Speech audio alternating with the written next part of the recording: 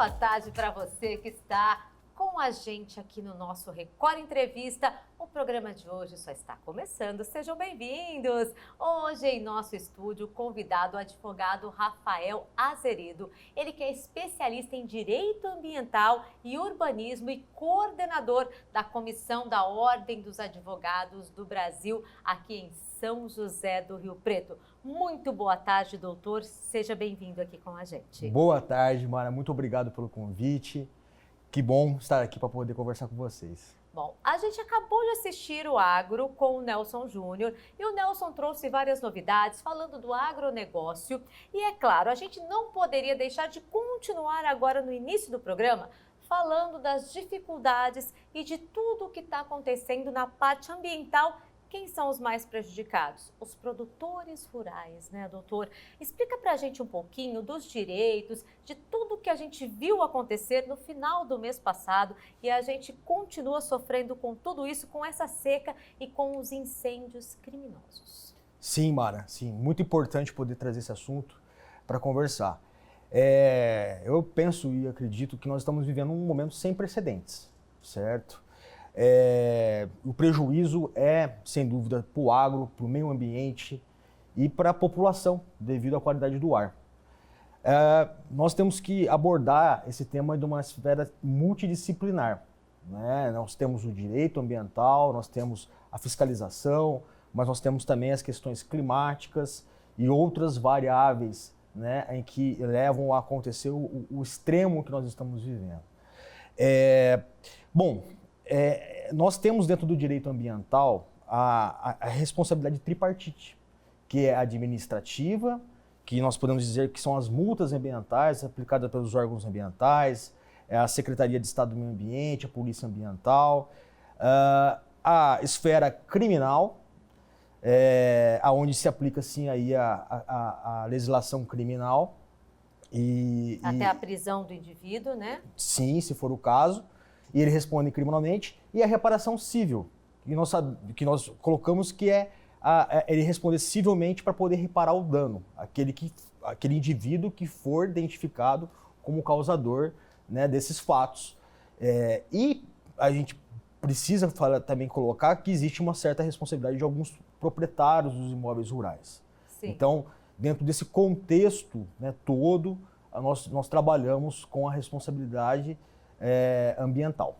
Existem vários princípios de incêndio. Aquele criminoso que a pessoa vai lá e ateia fogo mesmo em um mato, em algum local, criminosamente só para ver os estragos, só para causar os danos. Tem também a parte dos aceros, que às vezes o proprietário rural, ele tenta fazer um acero, não só fazendo aquela valetinha, né? Ele tenta colocar aquele acero com fogo e pode pular para outros lugares também. Então tem vários princípios de incêndio a serem estudados e a serem investigados, né, doutor? Sim, nós sabemos que hoje que existem vários inquéritos no Brasil abertos, pela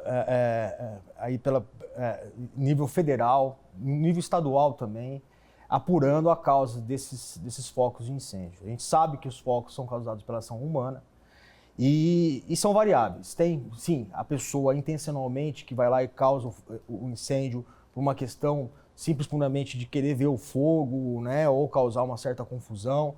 E tem aqueles que, por uma questão, né, da agricultura ou até mesmo sem intenção acaba colocando fogo e isso acaba se estendendo. O acero é fundamental ser tratado porque inclusive ele vai ser o fator predominante caso você tenha uma propriedade rural, você possa se defender de que você cuidou da sua propriedade para que ela não fosse atingida pelo fogo que chegou da propriedade vizinha. Sim, e o acero certo é aquele que o pessoal faz na cerca, faz aquela valetinha para evitar que o fogo pegue ali. Mas às vezes o proprietário ele tenta colocar o fogo na beira daquela valeta somente para prevenir, apaga para que o fogo não aconteça depois. E às vezes ele não consegue controlar, né, doutor? Sim, sim. Por isso que nesse período a gente tem que seguir as orientações das autoridades. Nós temos a CETESB, com orientações novas, a Secretaria de Estado do Meio Ambiente, a Defesa Civil, tudo lidando com uma situação nova, no momento de seca totalmente adverso que nós estamos enfrentando com novos protocolos. Então, esses protocolos devem ser seguidos e a queimada, ainda que controlada, ela deve ser atenta ao que hoje está sendo orientado pelas autoridades. Porque, como o doutor disse, uma seca como a gente está vivendo, mudanças climáticas aí muito drásticas, isso ocorre muito. Por quê? O fogo, ele pode até acontecer, né, doutor, por uma fagulha, ou até, por exemplo, por um papel alumínio, que a gente sabe que ele reflete no sol, mas a maioria não é um fogo que aconteceu de algum princípio ali natural. A maioria é criminosa mesmo. Sim, isso é os dados que chegam até nós. Você colocou muito bem a questão da garrafa PET, do vidro, às vezes jogado irregularmente num terreno com o sol, né, faz um efeito que a gente chama de efeito lupa, onde se faz criar um incêndio espontâneo ali. Até a caixinha longa-vida também, né? Porque ela tem um metal por dentro, né? Sim, sim. Então, existe um cuidado também com o descarte dos resíduos, né? Esse tipo de início de incêndio, como você disse também, nós não temos dados precisos, mas só que não é a grande maioria. A grande maioria é causada intencionalmente pela ação do homem. Que não deixa de ser causado pelo homem porque ele jogou a Exatamente. caixinha, ele descartou a latinha, descartou o vidro onde não deveria. Né? Exatamente. Então é por isso que a gente ouve falar tanto agora nesse momento que não existem as causas naturais desses incêndios, né? Existe um homem por trás. Por isso que a educação ambiental e isso que nós estamos conversando agora tem que ser muito divulgado. Sim. Porque a pessoa às vezes ela acha que descartar esses resíduos, ela pensa às vezes que não pode criar esse problema e pode criar, né? Então essa informação é muito importante, sim. Doutor, existem as leis, como o doutor disse, a lei que protege, a lei que vai fazer com que a pessoa pague para o que ela fez, mas essa parte da educação. O doutor acha que existem investimentos, existem muitas campanhas ou ainda falta um pouquinho de conscientização? Eu acredito que falta. Eu acredito que falta divulgar mais esse assunto, principalmente nos períodos em que se sabe, porque existem previsões, onde sabe que nós vamos inventar esses problemas de eventos climáticos extremos. Então, eu acho que nesse período aí a gente pode se falar em todas as esferas, municipais, estaduais e federais, as campanhas devem ser, sim, muito intensificadas. E a conscientização, e aí isso aí vai, né, de uma cultura, cada estado, nós temos uma realidade diferente em cada estado do Brasil, mas precisa ser trabalhado desde a escola até os veículos de comunicação, até os órgãos, né, federais, estaduais e municipais. Bom, a lei federal, a gente sabe que ela é uma só, ela é para todo o Brasil, mas quanto aos estados, o que muda, doutor? Sim, nós temos a Lei de Crimes Ambientais, que é federal, e nós temos também o decreto que regulamenta as infrações administrativas ambientais. São duas leis federais. Os estados podem criar regras diversas também das legislações estaduais e tem os órgãos de fiscalização estadual que acompanham e monitoram, né, toda essa questão ambiental, não falando só de fogo, mas falando de desmatamento e etc. O que também deve ser colocado na mesa é a atuação do município. Porque o problema acontece dentro do município. Sim, existe lei municipal também para isso? Sim, e é muito importante você falar sobre isso, porque às vezes nós não temos nos municípios a legislação adequada.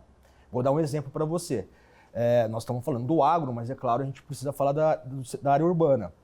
Nós podemos, e existe a possibilidade do município criar instrumentos de multas para aqueles proprietários de terrenos vazios que não façam a roçagem de forma adequada ou no período, né, e deixam acumular material que serve de combustão para focos de incêndio. Então, o município é quem pode e deve fiscalizar esses terrenos em área urbana. E a fiscalização, o doutor, na sua opinião, a fiscalização ela ainda não existe totalmente?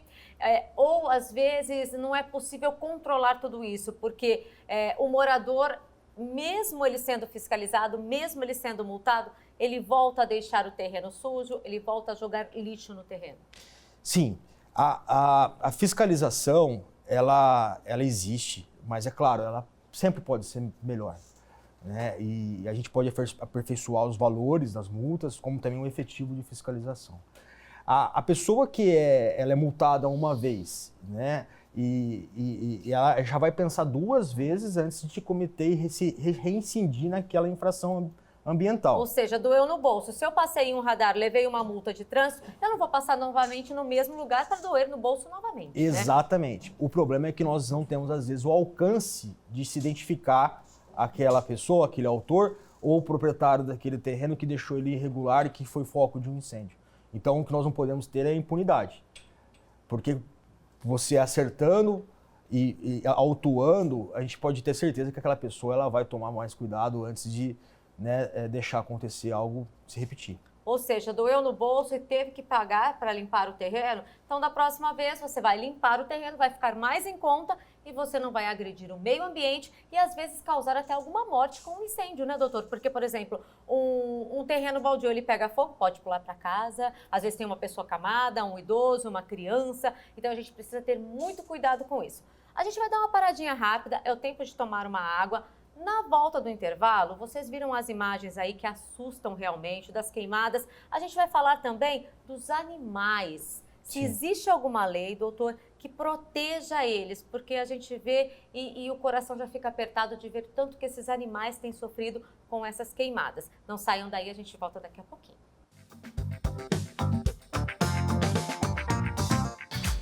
O Record Entrevista de hoje já está de volta. Hoje em nosso estúdio o advogado Dr. Rafael Azeredo, ele que é especialista em Direito Ambiental e Urbanismo e coordenador da Comissão dos Advogados do Brasil aqui em São José do Rio Preto. Doutor, antes de ir para o intervalo, a gente começou a falar dos animais, né? Sim. E estão sofrendo muito, estão morrendo. Os que sobrevivem, infelizmente, ficam com lesões graves ou até com alguma deficiência depois. Tem o caso de uma anta que a gente noticiou há poucos dias. Muitos animaizinhos que não conseguem sair do fogo porque eles assustam e às vezes eles correm para o fogo e acabam perdendo a vida. Existe uma lei que proteja os animais? Sim, é muito importante falar sobre isso. Nós estamos tendo uma perda muito grande e significativa da fauna e da flora. Os animais estão sofrendo muito e isso tem várias implicações no meio ambiente, no equilíbrio ambiental. Nós estamos vendo os hospitais veterinários sobrecarregados, os apoios, né, aos socorros a esses animais. E sim, existe legislação que se combina aí a legislação ambiental em vários fatores para proteger os animais. E caso identificado o autor que causou aquela queimada e seja contabilizada a perda da fauna, sem dúvida ele será punido de uma forma maior se for encontrado animais mortos. Importante falar que nós estamos contabilizando ainda isso e esse levantamento deve estar sendo feito nesse momento pelos órgãos de fiscalização. Importante de dizer, né, e comparar com um desastre como aconteceu no Rio Grande do Sul. Que lá foram as enchentes, né, doutor? Exatamente. Mas como prevenir? Dá para prevenir? Dá para a gente melhorar tudo isso para não ver tanto sofrimento das pessoas e dos animais, que lá também não foram só as pessoas, só a perda material, muitos animais se perderam também. Inclusive aquele cavalo, né, que ele ficou como um símbolo. Esses dias a gente viu que ele está super bem, ele estava em uma exposição, mas muitos não tiveram a mesma sorte, a mesma inteligência que ele de ficar ali até esperar o socorro, né? E essas perdas são muitas vezes irreparáveis, né? Ou se ainda for feito uma reparação de dano, demoram décadas para se conseguir alcançar o estado atual. Comparando então com o desastre que aconteceu no Rio Grande do Sul das enchentes, enquanto eles estavam tentando retirar as pessoas dos locais de áreas atingidas e salvando as pessoas, nós estamos ainda no momento de apagar os focos de incêndio. Sim. Depois que a água abaixou, eles começaram a contabilizar os danos. E nós vamos chegar nesse momento para poder entender a dimensão do problema que nós estamos passando. Assim, sem sombra de dúvida, a prevenção ela precisa ser feita. Nós sabemos que nós estamos numa era de eventos climáticos extremos. E a tendência é piorar. Sim, sabendo disso, e tendo mecanismos de prevenção climáticos, nós devemos nos prevenir antes da melhor forma e da forma possível, porque a gente sabe que no caso do Rio Grande do Sul, ainda que se pudesse ser feita alguma previsão, muitos fatores talvez não pudessem ser remediados, mas todos os esforços precisam ser feitos. No caso agora, sabendo que nós vamos enfrentar períodos de estiagem, depende de cada região no Brasil, extremos, nós temos que começar a ser avisados com antecedência. Isso não só para proteger a fauna, a flora, mas até a saúde da população, né, com medidas mitigatórias, uso de máscaras e etc. Isso precisa ser comunicado. Nós precisamos deixar de viver, de agir após o evento de desastre, que nós estamos vivendo um momento de desastre, e começar a agir antes, porque reconstruir é muito mais caro do que prevenir. Isso vem de quem? Do poder público, doutor? Sim, parte do poder público, mas a sociedade civil também tem a sua parte de contribuição.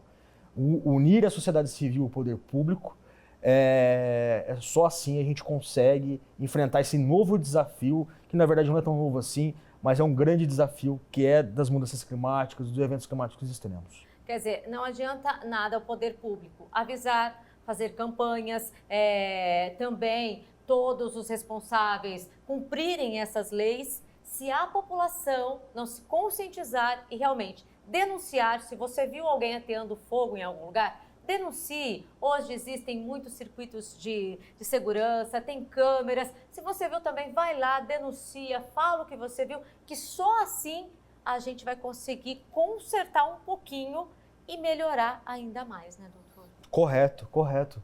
Isso precisa ser feito. A população precisa fazer a parte dela, tomar consciência, até porque na própria Constituição Federal, no artigo 225, que trata sobre o meio ambiente, ela diz que a responsabilidade ambiental é do poder público e do cidadão.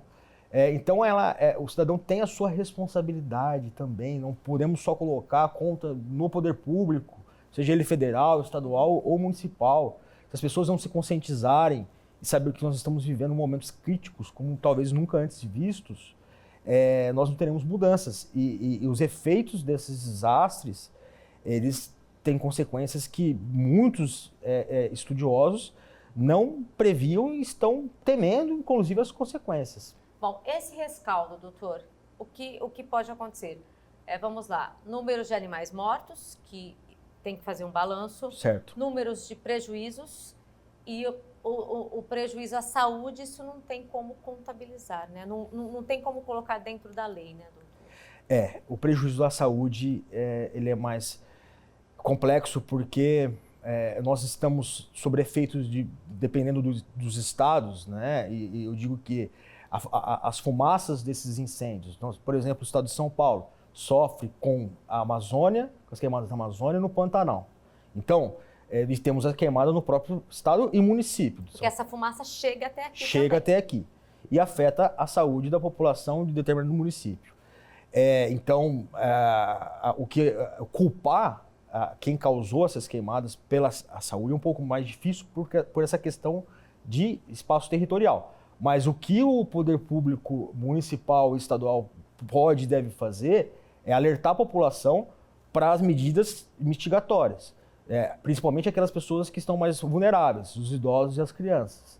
Então, com qualidade do ar extremamente fora dos parâmetros, como as que nós estamos vivendo hoje, essas medidas devem ser feitas com o uso de máscaras, umidificador e, em alguns casos extremos, até aulas sendo suspensas em determinados períodos em escolas municipais devido ao risco, né? Então, essa responsabilidade ela existe e nós devemos ficar muito atentos para isso.